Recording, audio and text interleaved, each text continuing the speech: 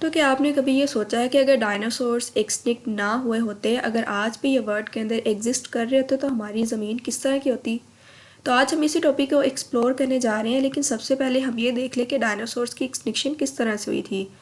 तो ये थॉट किया जाता है कि एक 6 माइल वाइड एस्टेरॉयड ने अर्थ को बम्बार्ड किया, जिसके रिजल्ट में हमारे पास काफ़ी सारी हमें चेंजेस नज़र आए, जिसकी वजह से डायनासोर्स की एक्सटिंक्शन हुई। इन चेंजेस में क्या है कि इस इवेंट ने काफ़ी सारी मेगा सुनामीज को राइज किया। इसके अलावा प्लैनेट वाइड वाइल्ड फायर्स भी स्टार्ट हुई, और इसके अलावा एटमॉस्फेयर के अंदर इतनी डस्ट और डेब्रीज चले गई, जिसकी वजह से जो सन की रेस थी वो ब्लॉक हो गई। और इन सन की रेस के ब्लॉक होने की वजह से क्या हुआ कि अर्थ जो थी एक ग्लोबल कूलिंग के पीरियड के अंदर चली गई, जिसकी वजह से जितने भी प्लांट्स थे वो डाई कर गए। और ऑफ कोर्स इन प्लांट्स के ऊपर फीड करने वाले जो हर्बीवर डायनासोर्स थे वो भी डाई कर गए। अब ऑफ कोर्स जो कार्निवर्स हैं जिन्होंने इन हर्बीवर्स के ऊपर फीड करना था, वो भी फूड के लैक की वजह से डाई कर गए।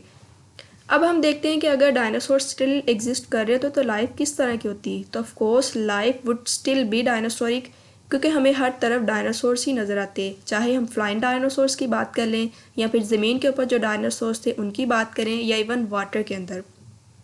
मीन्स के डायनासोर ने हर इकोलॉजिकल निश को ऑक्यूपाई किया होता।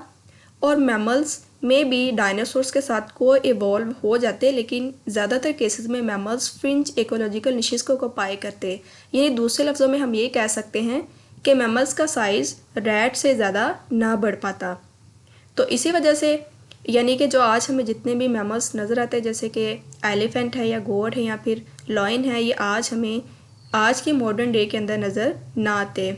इसी वजह से मैमल्स की हमारे पास एवोल्यूशन के लिए ये चीज़ ज़रूरी थी कि ये लार्ज डायनासोर्स, चाहे हम कार्निवर्स की बात करें या फिर प्लांट ईटिंग हर्बीवर्स की बात करें, इनकी एक्सटिंक्शन हो जाती। लेकिन कुछ साइंटिस्ट का ये भी मानना है कि अगर डायनासोर स्टिल एग्जिस्ट कर रहे होते तो मे बी वो ह्यूमैनिटी की स्पेस ले लेते।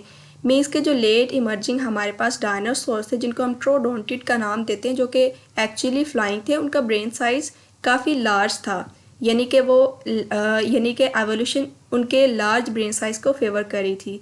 लेकिन अगर हम आज के बर्ड्स के अंदर देखें तो बर्ड्स का जो ब्रेन साइज़ है वो बहुत ही ज़्यादा स्मॉल है। ऑफ कोर्स बर्ड्स हमें पता है ये डायनासोर से ही एवॉल्व हुए हैं।